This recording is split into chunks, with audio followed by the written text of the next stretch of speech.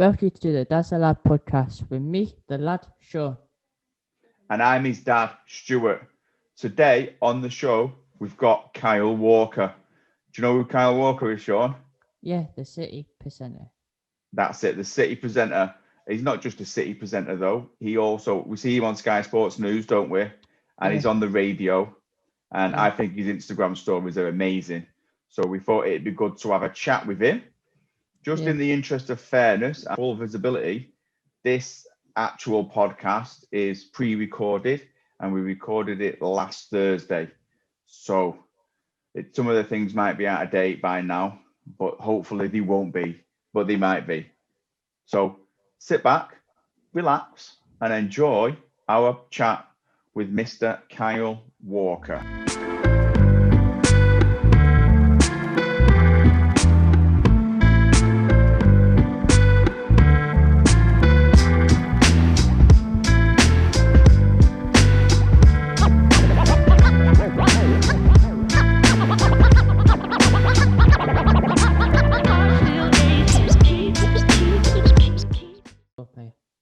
Stop.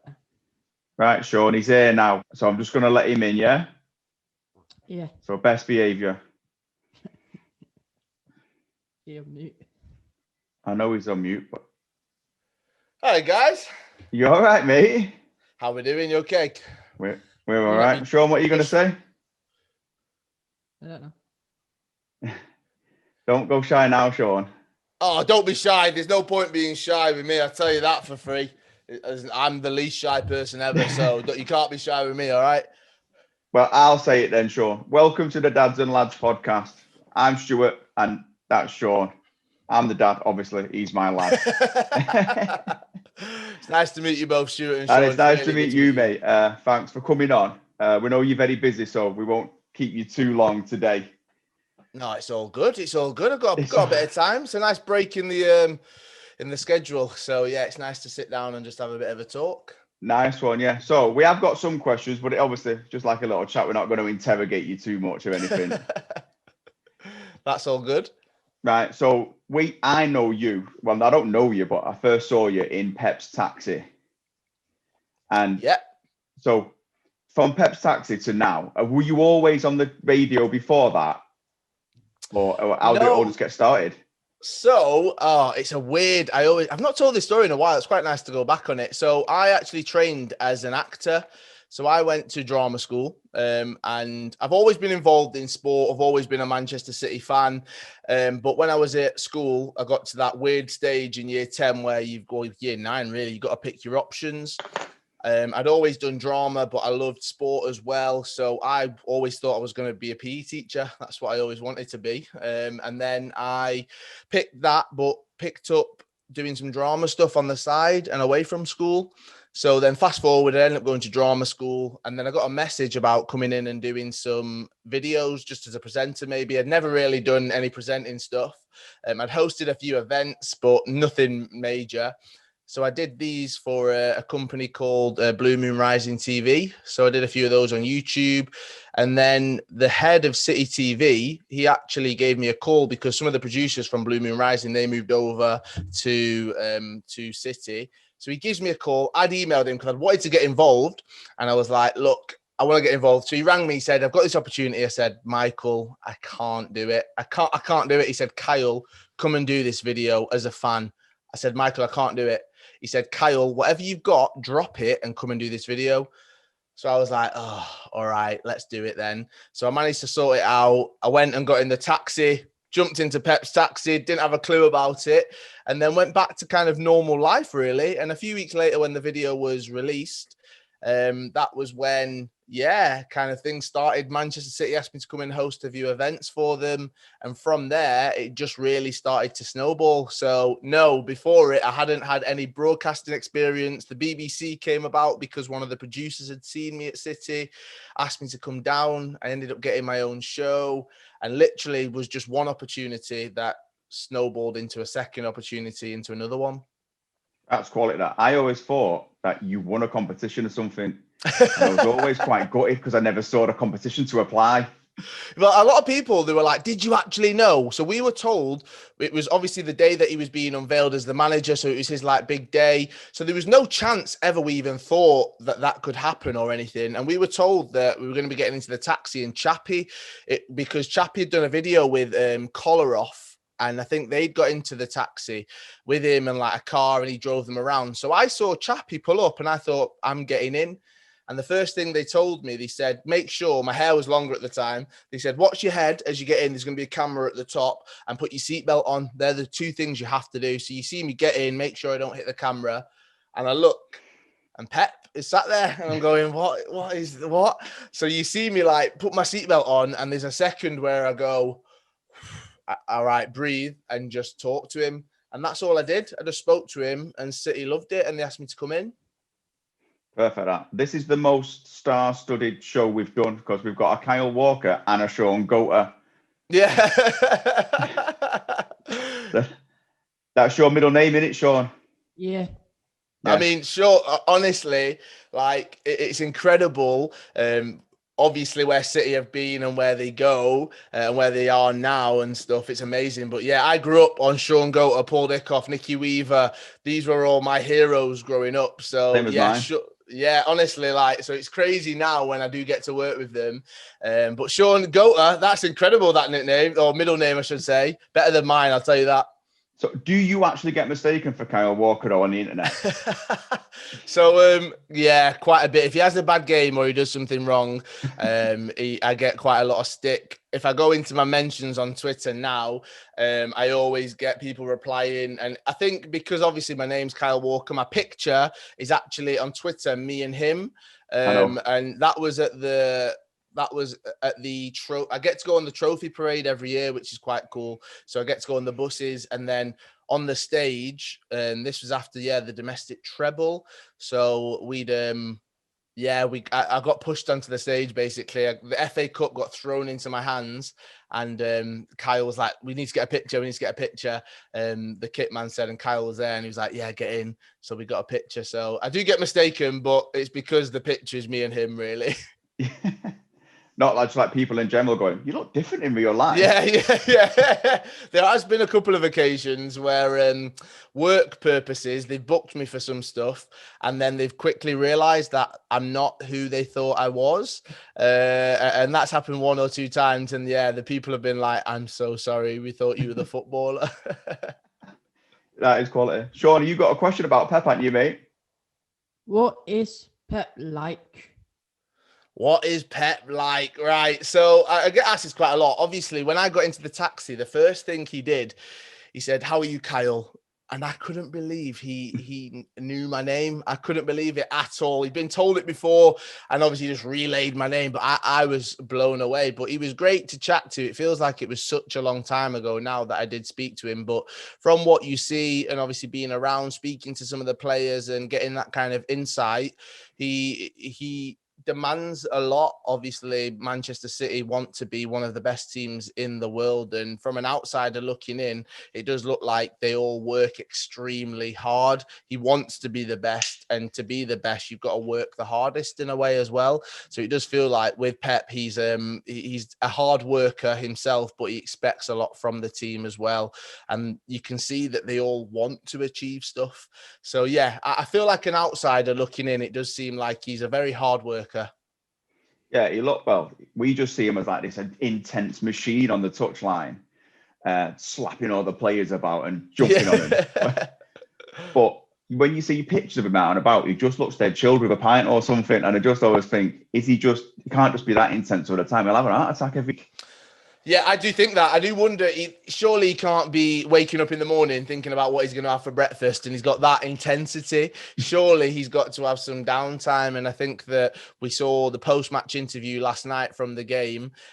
He said about having maybe some wine. He's going to drink and eat with the team and the coaches and everything. And I think that there is work hard on the pitch, work hard when you're training, but when it's time to relax a little bit, then they do get a bit of downtime as well.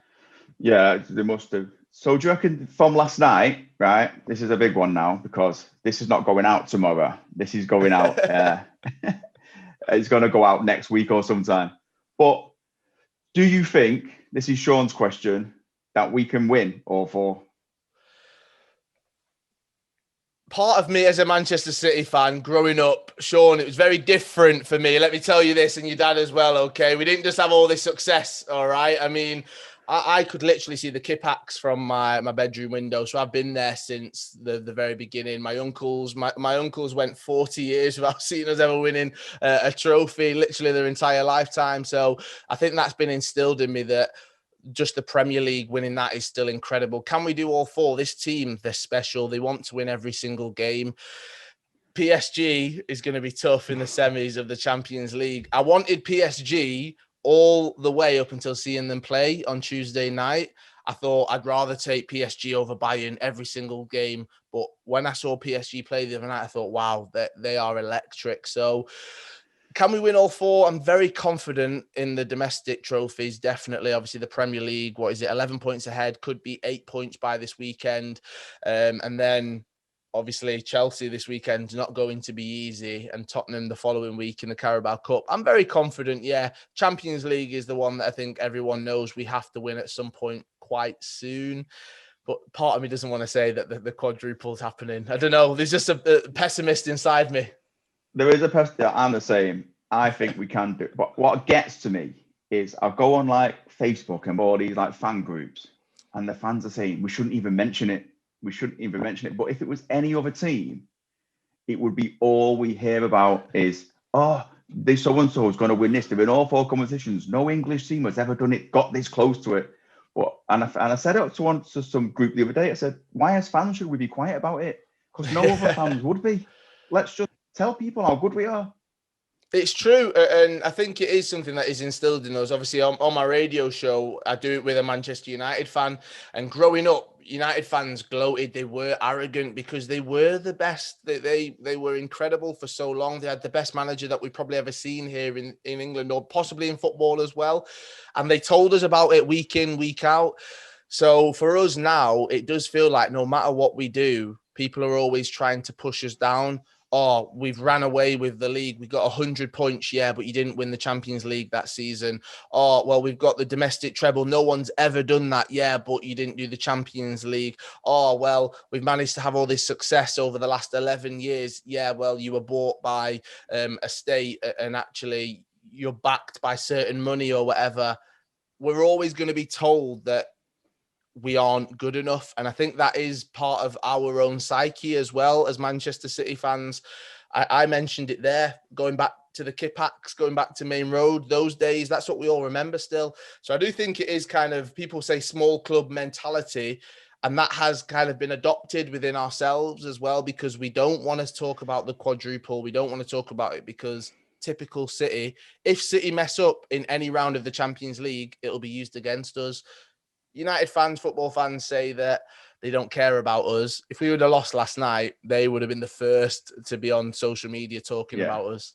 Oh, I was tagged in something when we went 1-0 down on Facebook. Are you nervous now? Just ignore it until the end of the game. But yeah. Exactly. Yeah. Shaun talked nothing else but winning all 4 trophies. Because he was born in 2005. I think his first game was 2008. So he... Adebayor was playing, and Robinho and players like that. And... I mean, what a way to grow up, eh? Robinho, I still remember that transfer deadline day when we signed him. And I thought, what? I mean, God, I would have been 16 then, all right? So I've gone through all that hard years growing up from it. 2008, it's like comes out and we've got Robinho. I remember him scoring on his debut against Chelsea, a free kick. Still remember it. And you think, wow, look at where this club has gone. And there are a generation of Manchester City fans who all they know is success. So they do expect 4 trophies. So, Shaun, we need that confidence because it's not coming from me. So we need it from you, okay? Yeah, that night, Robinho, when he signed, I used to work in selling train tickets at the airport.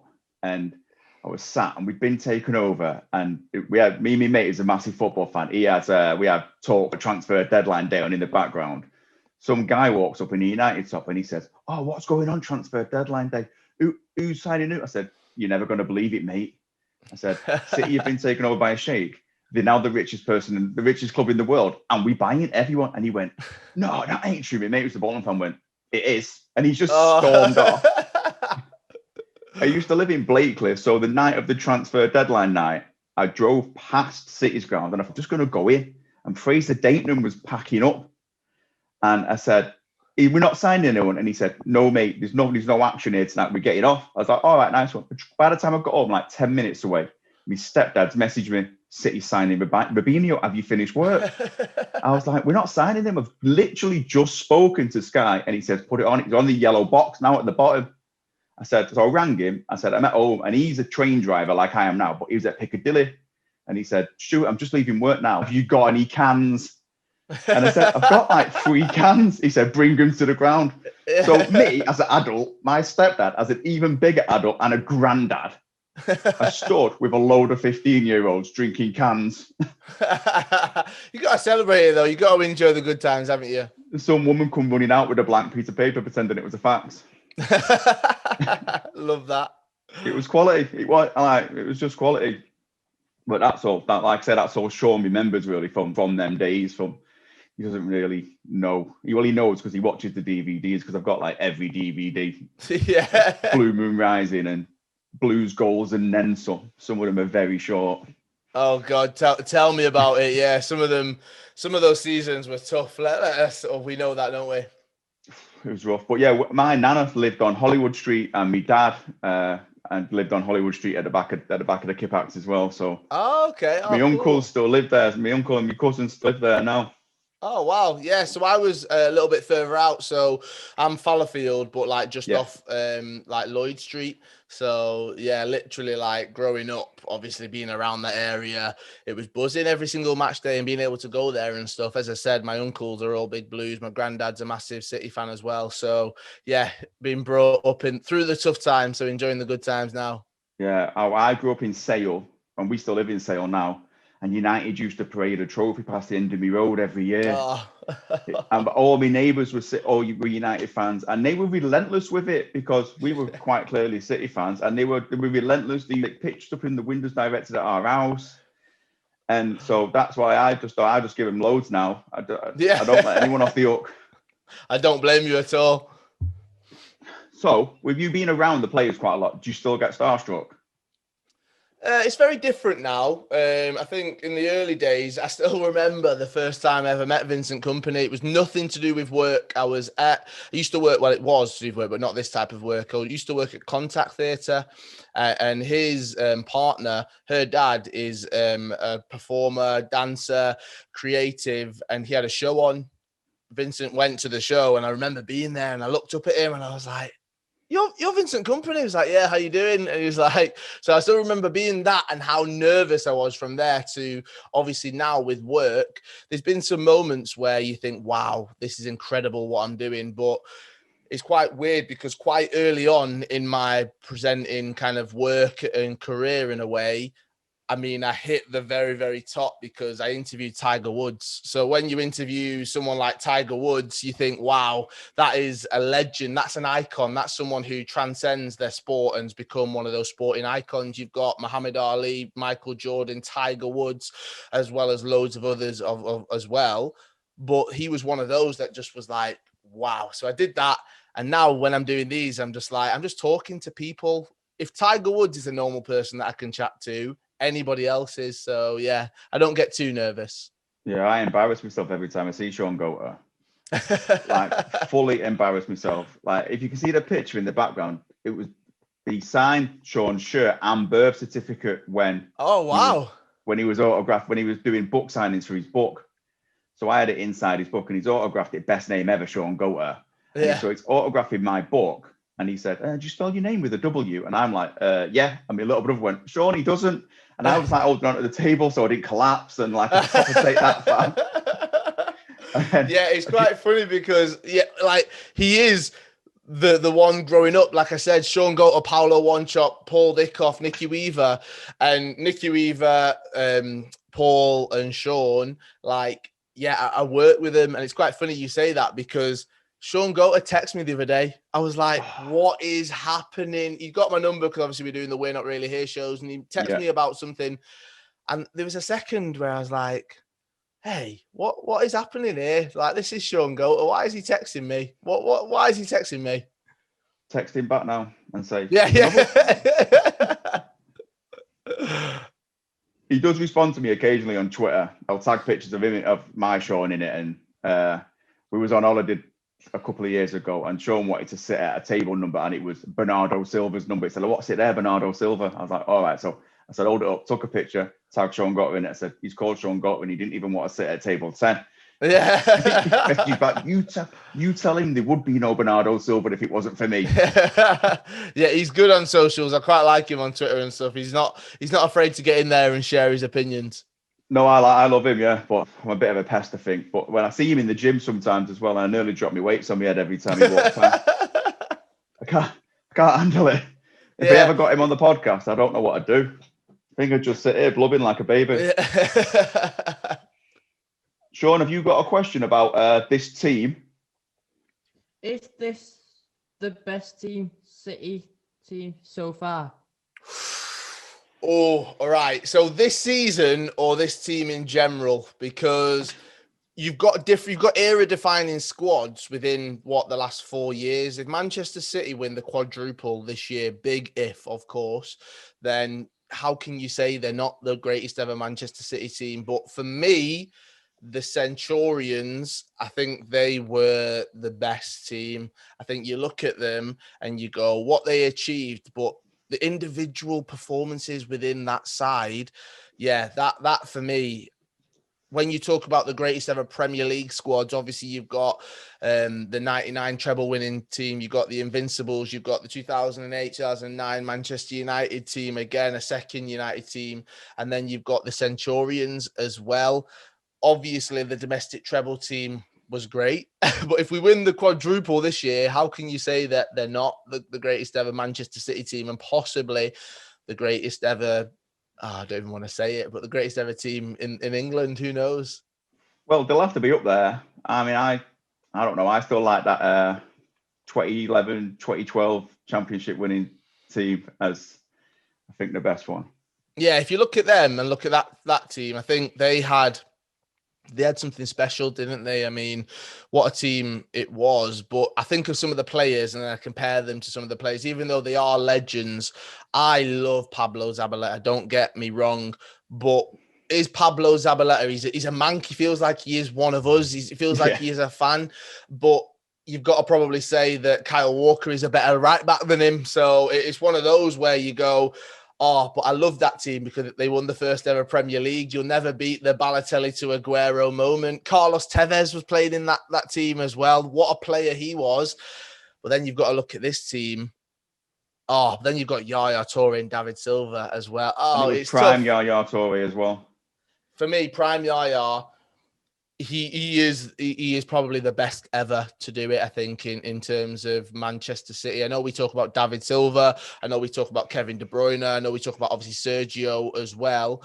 I think Yaya, from what I've heard from players that played with him, he could do everything. And I feel like he is really, really severely not underrated, but under-respected for what he actually... Prime Yaya Toure, you can't beat him. No, that season... players would bounce off him, and he looked like a man playing in the park with his kids and not giving him a chance. And we had this same conversation last night, didn't we, Shaun, with Uncle Ashley? Yeah. And he was like, this Kevin De Bruyne is the best player we've ever had at City. And I said, it's either David Silva or Yaya Toure. And I love Kevin De Bruyne. Yeah. But I think that David Silva is, after Shaun Gotter, the greatest player we've ever had at City. Honestly, if you look at what Yaya, just what he did for a midfielder, he could do everything. He could pass, his technical ability, he could score, he could tackle, he could win you a game, he could run and travel with the ball. And if you were losing, he'd always pick the game up by the scruff of its neck and he'd do something magical. And yeah, David Silva, I mean, God, he is the magician, he is Merlin. And you could argue he is the greatest to ever pull on a Manchester City shirt. But Yaya was special. Yaya was so special.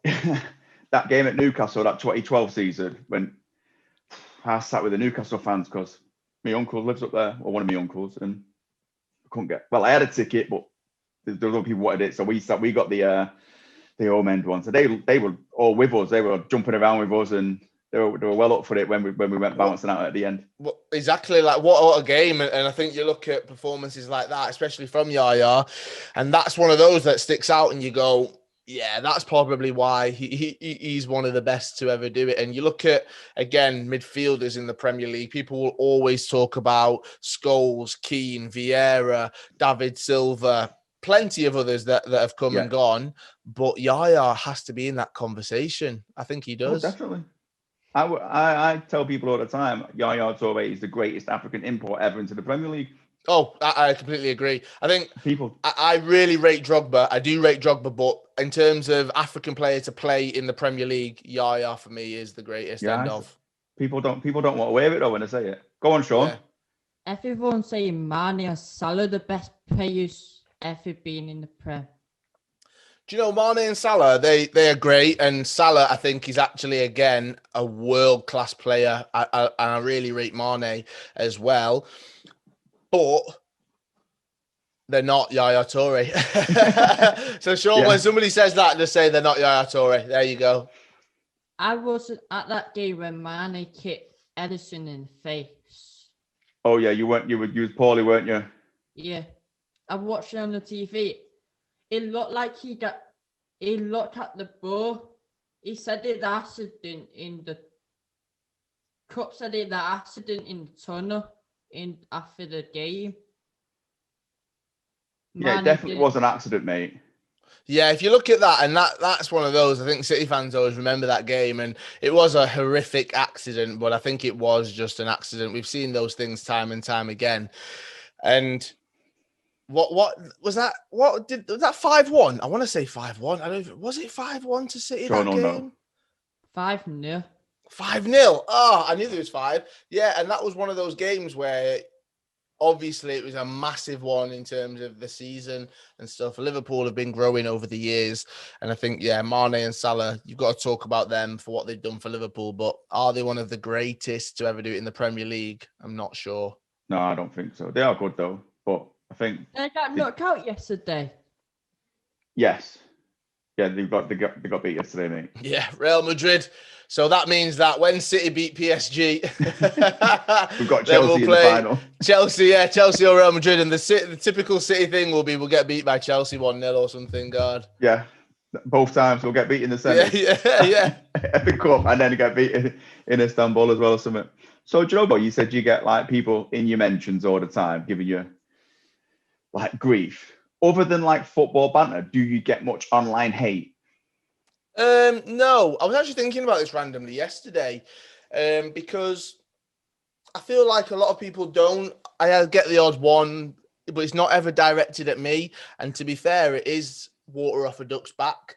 I've had a few incidents this year that have kind of been interesting and made me question quite a lot of things, but it's done in a weird way. It's not online hate. I don't care. Football Twitter can be vicious at times. It can be horrible, but doesn't bother me at all because it's online. I can just switch it straight off and go, well, who cares? It's more when people that I'm working with or anything like that, if they were to ever say something. There was an incident that happened. I did a weekly show with Sky Sports News throughout January, and as part of it, Good Morning Transfers, we talked about all the different transfer stuff, and at the end of it, there was an article that was written about all of the guests that were invited on, myself included, and they called us a collection of box tickers. And it's things like that that really frustrate me because I've worked hard. I've worked extremely hard to even get my foot in the door to work with Sky Sports News, to be part of that program. I've not just come on the scene and been here and landed this job. I've worked so hard behind the scenes. I've done so many different things. And yes, it has only been 4 years, let's say 5 years that I've been doing this kind of work. But within that, I've really pushed myself and tried to get myself out there. So when somebody says you've only got a job because of the color of your skin, it really frustrates me because I think you've not seen what I've done. It's very easy for you to say you look that way, so they want you. No, it's because I'm good at what I do. and I work hard to be good at what I do as well. So yeah, I don't get too much online hate in terms of that stuff doesn't bother me. It's more when other stuff and incidents like that happen. Yeah, I've seen it happen to Miko as well. Was Miko on the same show? Or no, she's on a different one, but he gets a lot of it. Alex Scott gets a lot of it as well, especially yesterday. Now, I don't know what the reports are and if it's going to happen or not, but Alex Scott is brilliant. Yes, she's a female. Yes, she's black, but she's brilliant at what she does. Same with Micah. He's brilliant at what he does. You can't watch him without smiling. And he's played the game. He's won Premier Leagues and he knows what he's talking about. But people will always say, oh, you've only got that job because of the color of your skin. They're trying to tick a box. Why would they want to tick a box with someone that isn't good? Yeah. Why would an organization like Sky Sports or the BBC, massive organization, say we're not going to put good content out there, we're just going to put people out there that because of the color of their skin? It doesn't make any sense. Yeah, no, Mika's the best. I love seeing yourself on the telly and Mika, because when I was growing up, again, there was no City representation on any sports show. There was just like United players or Liverpool players, and that's been the case even until this last couple of years. And now we have like yourself, we see yourself on Sky Sports News in the mornings and Mika at night, and we love it. Do you know, it is so good to see, and that's a lot of the actual feedback I get. It is from Man City fans just saying it's so good to hear somebody talking about Manchester City. And I think I'm quite good because I have been there. And as I said, I've seen us in the darkest of times, but I've also enjoyed football. I love this game. I love what we're doing. I love what Manchester City are all about. And I think that that's what I bring to it. And it's just nice to talk about City in a positive way, not focus on things. Last night, you hear some of the pundits, and I know Jolien quite well. So I know that Jolien will stick up for Manchester City because he works for the club as well, and he sees the inside of it. People that don't see it, they'll always have something to say, and they're commenting on stuff that they have no clue about. So yeah, that's difficult at times, but I just try to bring a bit of positivity to it all. Yeah, I forgot about Jordan, but he's always good. And Nedum Anua's doing a bit now as well, isn't he? Yeah, Nedum's great. He so it's funny because Nedum's dad taught me at high school. So Nedum's dad was a maths teacher, so he taught me. So it's quite funny when I work with Nedum now, because obviously I knew his dad, and then obviously watched Nedum for years at Manchester City as well. And I told you that thing about Sean Goater texting me the other day. I actually had Nedum on my radio show last week, and he'd given me his number like ages ago about something, and he called me out live on air because I hadn't messaged him, and he said, "Oh, Kyle, you're too big now. You can't even text me back." And I was like, "Oh, mate, I'm so sorry." But yeah, Nedum's great. Nedum's the most intelligent pundit I think I've ever listened to. So he's doing more and more with 5 Live. Jolien's great because he's been there, he's done it. He's a coach at City as well. So yeah, it's great to see so many different players that are representing the club.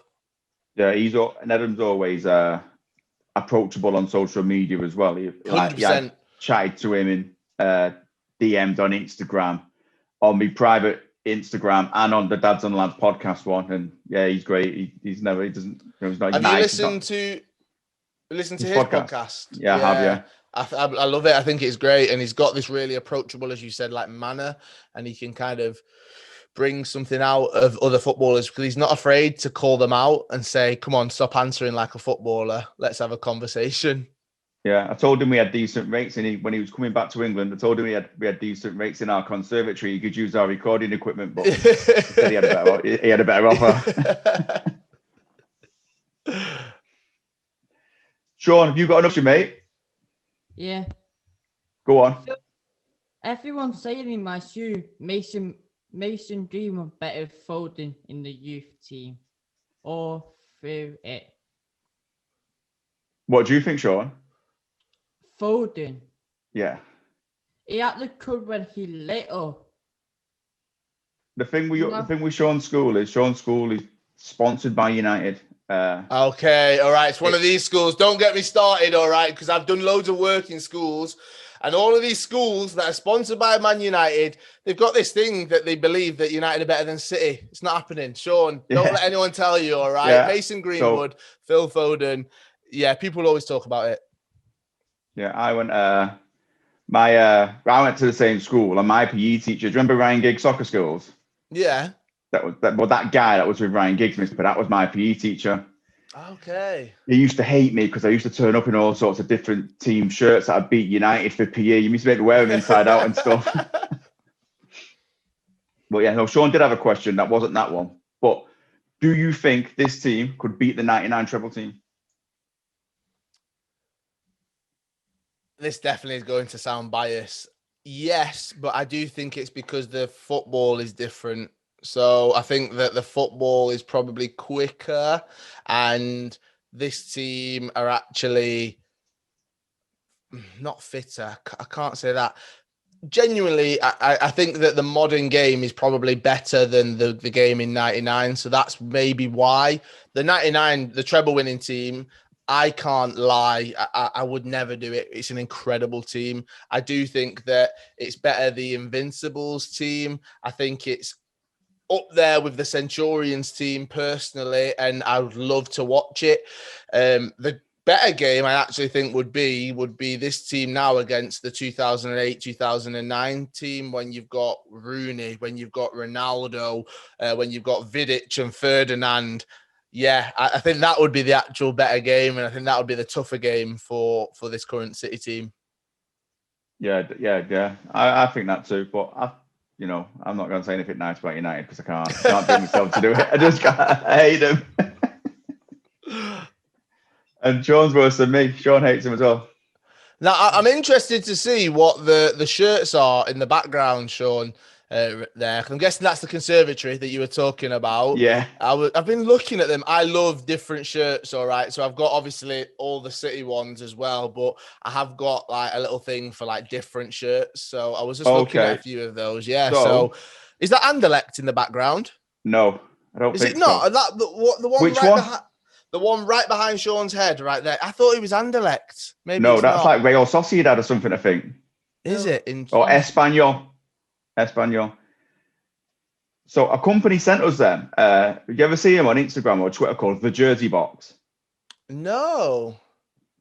They sell shirts in boxes pretty much, and they send you buy a shirt and they just obscure shirts. And he just messaged us one day and said, "I really like the podcast that you're doing with your son. Can I send you a shirt for you and your lad?" So yeah, he sent us 2 of them, and I won one in a competition on his Instagram. Oh, that's amazing. So we've got Espanyol, and then the red one's Feyenoord. I thought it was Feyenoord, yeah. But I'm not sure about that middle one because I can't remember. It looks Shaun, good, can you remember? No. Yeah, then we've got hidden away Costel Panteleimons Snood that we bought. Oh, really? Oh, do you ever see Man City collect on these things? Yeah. He was selling the Snood the other week, so I said, "Send us that, we'll have it." Oh, wow, that's amazing. Yeah, but all these people have been dead nice about the podcast, and when we bought that, and he sent some, because Shaun collects programs. He sent some real old programs with it. So we sent when we played Mönchengladbach in the quarterfinals of the 70s, and it was another one from the 80s, but no, even but I think it was the 80s. I can't remember what it was, but they were real obscure and real well looked after as well. So the ones that that's we were one of the biggest things, that and shirts. So I used to have hundreds of programs from, obviously, when I was going to the games as a kid, and I had them all in like boxes under my bed, and they were all sorted and everything.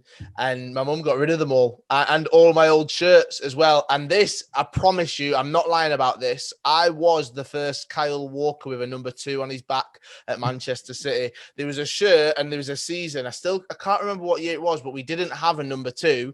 And my mum had said I'm allowed to get my name on the back and a number. So I came up with this great idea. There isn't a number 2 at City this season.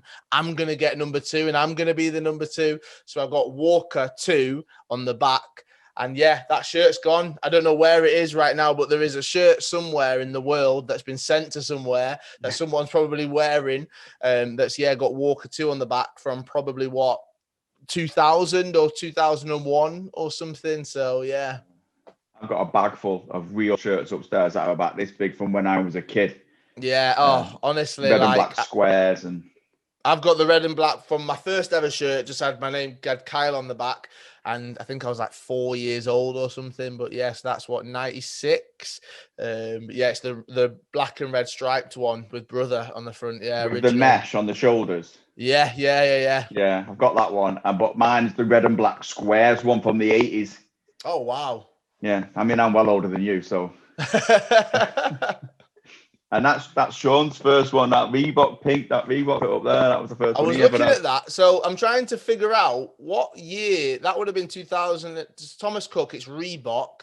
Would that have been literally first year that Shaun was born? So you said, Shaun, 2005 you were born. Yeah. So what? That's that 2006, 2007 that shirt, or is it I think 2005? so, yeah. Yeah. And then they did an open day at the club, and it's like loads of players' signatures on it from there as well. Oh, class.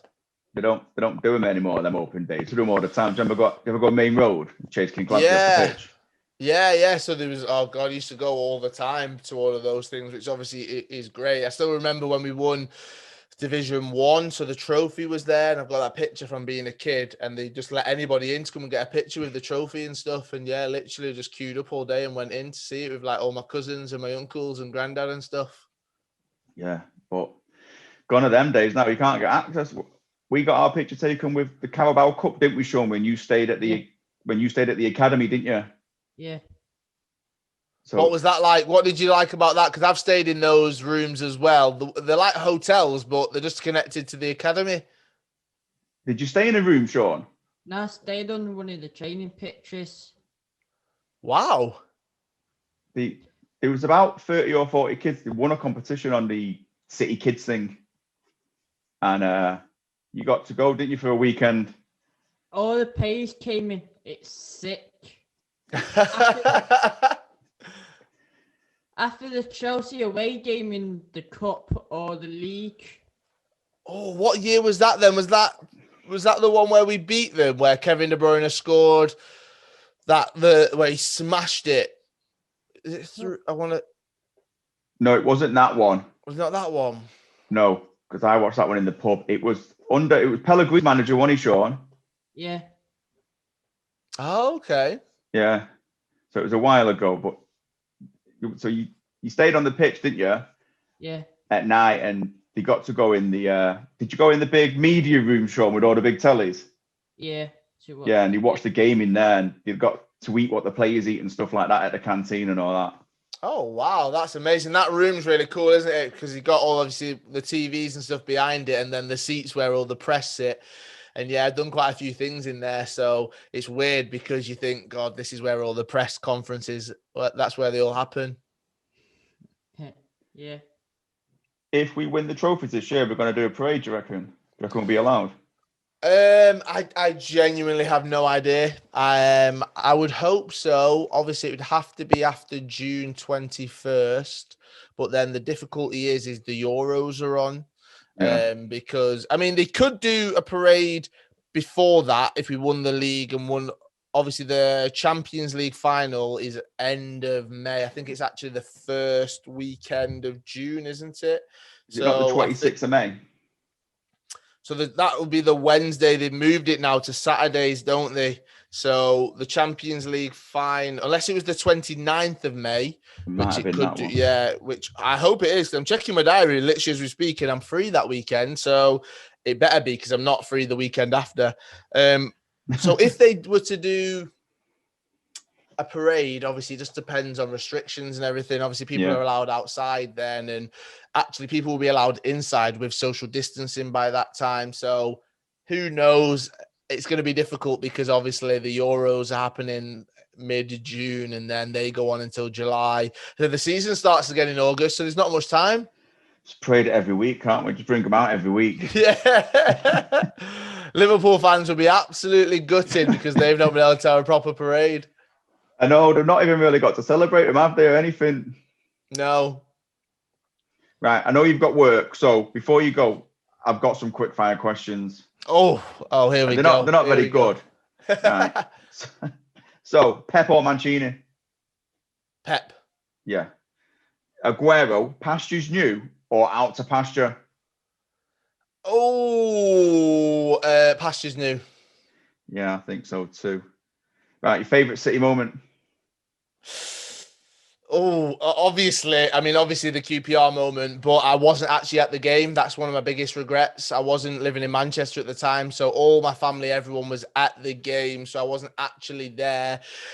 So I would probably say one of my favorite City moments was.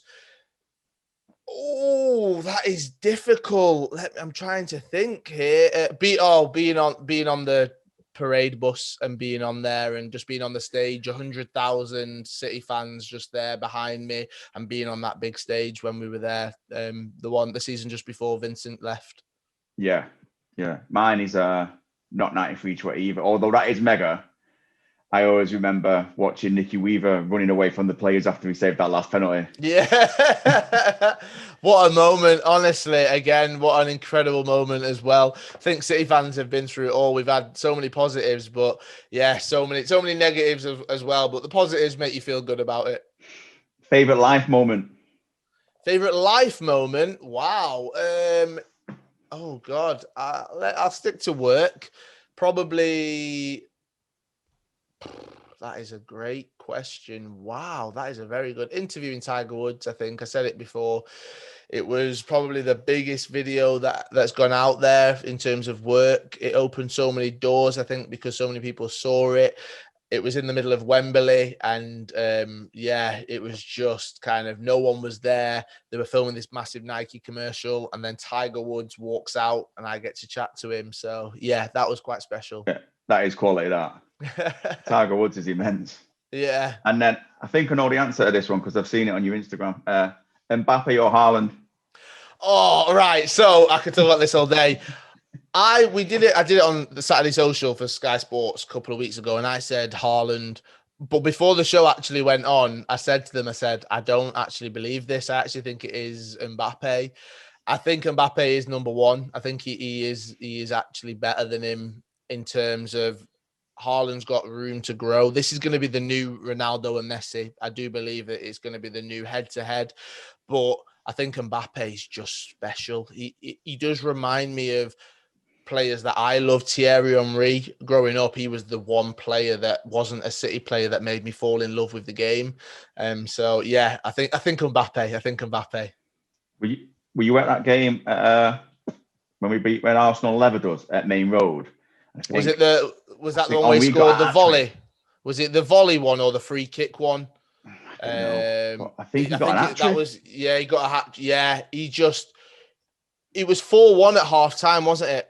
Or was it 4-1 or 4-0 or something at half time? And yeah, that was the most starstruck I've ever been. Going back to that question before, I was working with City. How mad is this, right? Carabao Cup final, and I get asked to go and play FIFA on the pitch at half time. 90,000 people in there. That's fine. I'm walking past Thierry Henry.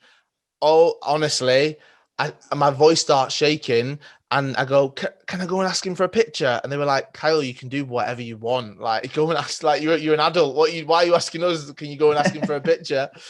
And I literally went and got a picture with him, and I couldn't believe it. I was shaking. Yeah, so that's I do get starstruck with players like that. Do you work? Oh, go on, Shaun. I met Diaz in hairdressers. You did. Do you?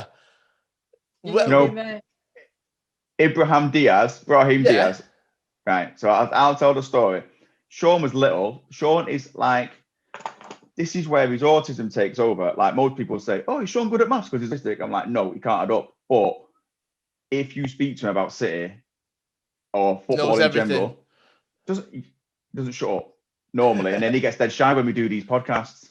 Oh, you shouldn't be shy. Honestly, Shaun, if you've got all that knowledge, I wish I had all of that. All right. So you should be talking about it and let everyone know that you've got all that knowledge, honestly. So we sat in the barbers and I'm like, Shaun, I don't know if you'll know who he is, because at the time, Diaz was 16 or 17 playing in the EDS. And Shaun's obviously watched him on YouTube and watching the academy. And so I don't know if you'll know. And the guy said, Shaun, have you got a picture? I can do anything. And so he showed him, he went, oh yeah, he comes in here with his dad. I cut his hair anyway. So the next time I was in there, he said, I told Diaz that some little kid was in there asking for his hair. And he was like made up because how does he even know me? And then so he explained about Shaun and he said, leave his number. So then the next time we were in, they rang him and said, oh, that kid's there. Will you come and meet him? And he just came in with his little sisters.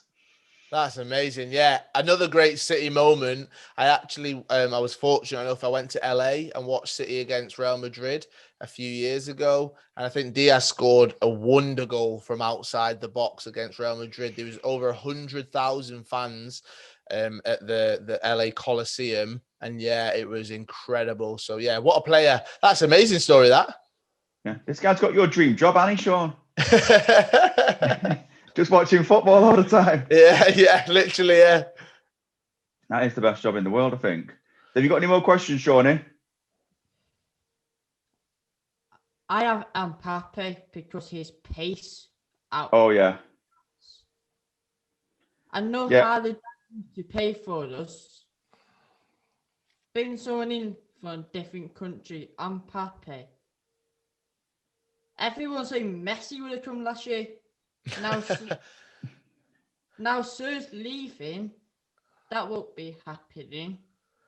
I agree. I actually do agree. Now, I think there's a few factors. Kevin De Bruyne has got a new contract, which is quite big. And yes, Sergio's leaving as well. So I can't see room for Messi coming in the wage structure and all of that as well. But I mean, how incredible would it be to have Mbappe? That would be very, very special. But I think the rumours won't go away about Haaland, so we'll see what happens with that one. Yeah. I've got another couple of questions, but only because I find your Instagram hilarious. Oh, have you got me on Instagram? Oh, God. I just, honestly, I don't... Honestly, I just put stuff on there and I'm like, I don't even know what I'm doing. I'm just having fun. So, yeah, I'm glad I was about to apologise for stalking you, but I don't think you've noticed, so I won't bother. Oh, so sorry, mate. I didn't even know that. God, It's all right. That's the good thing about social media. Going back to it before, I don't get any notifications at all. Anything could be happening right now. What was quite funny, I had it open the other day as I was live on air, and Nathan Ake followed me on Instagram, and I was like, literally live on air, and I was like, I buzzed the producer. I was like, Nathan Ake's just following what I don't see anything like that. I don't see messages. I don't see anything like, so yeah. So sorry about that, but I'm glad you enjoy it. No, yeah. I watch all your stories. Shaun watches all your stories. Me and Shaun share the Dads and Lads Instagram. We share it. Okay. All right. Okay. So all right. That's the only one Shaun's allowed access to. But how did you manage to save a dog's life? Oh, wow. Oh, God. You do watch my stories. Right. So I go for a walk every single day pretty much. And I live in the middle of Media City. So the walk that I take, it goes down Salford Quays, like towards Hotel Football, literally onto the canal where Old Trafford is, and then turn and walk all the way down the canal towards town. So I was walking down there and I get to like my halfway point where I'm like, all right, I've walked a certain amount, I'll turn and go back. But this dog had run past me and there was no one around. And I was like, that's weird. And then it runs back and I'm like, come here, come here. And it falls into the canal. It panics and like runs past me and falls into the canal. So I'm like, oh, right, I need to get it out. So I take my coat off, and it'd been snowing that day and everything. This is when the weather was weird last week. Take my jumper up and I'm like, I need to get this dog out. Luckily, these two people are cycling past. They jump off the bikes as well. So me and this guy are trying to grab this dog out of the water who's panicking, trying to get over the side, but his claws can't get onto the concrete side. And the dog bites the guy, bites his hand. So I'm like, oh my God, like the dog is panicking. It's distressed. It's kicking off. So then I've got this branch trying to get it out. By this time, there's like 6 or 7 people that are there, and the dog won't let anyone near it. It's going crazy if anyone goes near it, but it's just hanging onto the side now. It's not even trying to climb up. It's just hanging on, and you can see it panting. And every time someone goes near it, its teeth come out and it starts growling. So like, what are we going to do? The owner comes running over, must have lost it all the way down the canal and come running down. And he's panicking. He doesn't know what to do. And the woman who'd initially got off the bike with the guy who got his hand bit, she grabbed the lead off him and just put it around the dog's neck somehow, managed to get it round and pulled it out. So as a team effort, we've got it. The dog then goes berserk. The dog goes, when I say it goes berserk, it's trying to bite or do whatever with everyone. So we all jump out the way. And the owner just grabs the lead and walks off. So, and that was it. And we were all stood there going, has that just really happened? But we were literally on our hands and knees on the edge of the canal. I was considering jumping into this canal. Luckily, I didn't, because I don't know if it would have bit me or what. But yeah, it was literally like, I can't leave this dog drowning. So yeah, we had to get it out, and luckily we did. And then the owner didn't even say thank you, just walked off. So yeah. You can stand up at the edge of the canal, though. It's only way. Yeah, I probably would be able to, but I was a bit panicking. I was a bit like, this dog's just bit someone. There's not a chance I'm getting in as well. What am I going to do? Walk home with completely soaked? Yeah, there's so many things going through my head. Yeah, oh my God. Yeah. Kyle, it's been a pleasure. I know you've got work. Do you have to work from home now because of COVID and all that, or do you go to the studio still? I still go to the studio for radio, so that's been very lucky throughout the entire time. So from literally a year ago, there was no football, so I got moved on to a different show. But as soon as football came back, I've been in the studio since. So yeah, Monday to Friday I go in, so I'm in there every day, and then a lot of my other work is from home as well. So Sky Sports, because I can't travel to London for them, for Sky Sports News. All of my stuff with EA. So as you can see in the background, this isn't here normally, really. It's just because I work for EA as well. So we've got tournaments that happen here. So that's all remote. Whereas before, I got to travel all over the world with them, which was amazing. Yeah, for people that talk about FIFA, and we just host the programs, and yeah, people play it professionally. So everything else that I pretty much do is from home. Yeah, from this very spot. Yeah, you definitely have Shaun's dream job: FIFA, football, and Sky Sports News. You there when the Players did a tournament? When the Players did one, yeah. So I've there's a video that's just released. I'm not sure if you've seen it, Shaun, but it's on the Man City YouTube channel, and it only came out 2 days ago. But I'm playing FIFA with Zinchenko, Foden, Kevin De Bruyne, and Nathan Ake. So we all played together. So that's on the YouTube channel if you want to watch that. But yeah, that's kind of one of those. Wait, do you like FIFA, Shaun? Do you like FIFA? Yeah. Right, 1 second.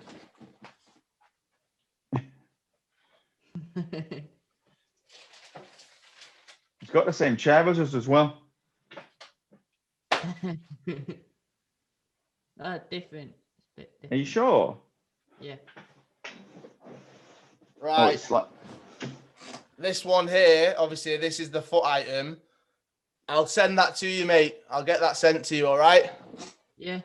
What did you say, Shaun? Thanks. If you message me your address and stuff, yeah, I'll get that sent. I don't know if I'll be able to. As you can see there, this one, this is signed by Kevin, but this is actually a Man City one. They're not letting me keep it, which is annoying. But what I'll do, mate, you've got that, and I'll get that sent to you, so you can have that if you want, mate. If you like FIFA, you can have that. It's quite cool. So yeah, I got sent it by them. So yeah, mate, I'll get that sent to you. Kyle, that's amazing. Thanks very much for that. No, it's all good. That's all he does is play FIFA when he's not in school. FIFA and wrestling. There you go. There you are. One of the guys who works with us on the American broadcasts. You might have seen him if you watch wrestling. Kevin Egan. So he works on the American broadcast as a presenter, but he's just signed with the WWE. So he's literally, he can't do anything else. He travels with them now. He lives in America, and he goes all over. Yeah, with the wrestling. So it's quite incredible. Is he like a presenter guy? Yeah. So he hosts the. He does all the interviews, I think, and then there's an extra show with Raw that he does that is like, yeah, literally just like he just talks to them all and stuff. So he's just signed with the WWE, which is, yeah, quite cool. That is very cool, yeah. Raw Talk, that's called, isn't it, Shaun? Yes, that's it. Yeah, that's it. Yeah. So Kevin Egan, he works with EA as well, but yeah, has moved to WWE. Yeah, we spoke about it on a podcast once, and Shaun watches, I'm going to say roughly, if he watched all the programs, 11 hours of wrestling a week. Wait, all right. So, Shaun, this could be an extra podcast right here. Please tell me you've gone back and watched all of the older stuff as well. Because when I'm telling you about The Rock, when I'm telling you about Undertaker, when I'm telling you about Rey Mysterio and Eddie Guerrero and Chris Benoit, right, they're the ones I grew up with, all right? And then you go further back and you talk about Hulk Hogan and all of those. My granddad, he loves wrestling. So, I've been brought up on that as well. Yeah, same. Well, I watched it, and then Sean was born, so Sean's watched it. So we watched it like all his whole life, and I thought he'd grow out of it one day, and he never did. And one of my mates said, because we started doing the podcast, and it was mainly wrestling, and people were saying, "Stuart, it's too much wrestling." I was like, "All right, we'll talk about football then." Yeah. And, but one of my mates said, I hope my daughters grow up to be as passionate about something like Sean is with wrestling. I love that. You've got to find your passions, and that's one thing. My little brother, he was born in 2005 as well, actually. So he's 16, and he's at this weird age now where he's thinking about what he wants to do and it's amazing. And I genuinely mean this, that you've created this podcast, because you're one step further than me. I have got a podcast that will be coming out, but this is giving me the kick that I need to get on with it, because I've got everything there. I've got the music sorted, the intro sorted, I've got the artwork sorted and everything, but I've just not done it. So Shaun, honestly, this is an inspiration for me that you wanted to set this up and you've gone one step ahead. So because of you, I'm going to get mine done. All right. So thank you for that, because I needed this little kick, and that's because of you, mate. Cheers. That's another person who's going to take all our listeners, Sean. No, I'll be sharing them. I'll be sharing them. All right, we can direct each other to each other's. Who wants to listen to me and Sean chat about football when they can listen to like Joe Rogan or Prince Harry and stuff? No, it's quite nice to be able to do this, and let me know as well when it is out, because I'll make sure I share it and stuff. And Wednesday, if you're on Twitter, 7 a.m. Wednesday, so 7 a.m. perfect. 21st. Lovely. Yeah, mate. Thank you so much for this, Sean. No It's been worries. great. Drop me a message with the address and stuff, and I'll get that sorted for you. Oh, that's amazing. Most people who are listening to this and watching it on YouTube probably already know who you are and where to find you. But just for them, just tell them where they can find you and everything. So all of my socials are at Kyle Walker 115. People always ask me why 115. My birthday is the 11th of May, so that's quite simple, really. 11th of the 5th. I don't know why it first started as that, but that's what it has become. All my socials are that, so that's where you can find me talking nonsense sometimes. Then also BBC Radio Manchester 6 until 7, Monday to Friday, every single evening, Talking Balls. That one is actually called that, talking all things Man City, Man United, and football in the Northwest as well. And there's some exciting things to come towards the end of the year that you might be able to see me on. So yeah, I look forward to hopefully getting on again with you guys and talking about all of that. Come whenever you want, honestly. It's been a pleasure, and like, just thanks for coming on, because obviously we're only dead little and people don't really know who we are, but it's been amazing that you've come on, and I'm sorry if I'm a bit giddy, but I think no, mate, honestly, I love it. I really, really do. And thank you for having me on. It's been a pleasure to be here, and hopefully I've not waffled too much. I've definitely got a tendency to do that. That's why it's good when I've only got a short amount of time and producers are in my ear telling me to hurry up. I can make my points quickly. No, it's been perfect, mate. Sean, what you say? Thank you. Thanks, mate. Thanks for coming. No, thank you, guys. Honestly, thank you for having me. All right, no worries. Let me stop that. Pressing record again. That was good, that, wasn't it? Yeah. Did you like it? Yeah. You're very quiet again. Oh, was it? You did speak. You did do some speaking, but I thought you'd be a bit more chatty. But he's a really nice geezer, isn't he? Yeah. Yeah, really nice guy. Giving me that phone, didn't you? Yeah, it's amazing that, mate. Amazing. But so well done again. I'm so proud of you. Like, everyone thinks it's really great that you wanted to do this podcast, and I love doing it with you. So hopefully we keep doing it. That's episode 40. Can you remember where people can find us? No. dadsandladspod.co.uk. Everything is just on there now. Every episode we've ever done. The video episodes, they link to it as well. All our social links, everything, get us on there. And once again, thanks for listening, and go and check out Kyle Walker's Instagram. It is amazing. And his Twitter. Sean, that's it. Done. In a bit.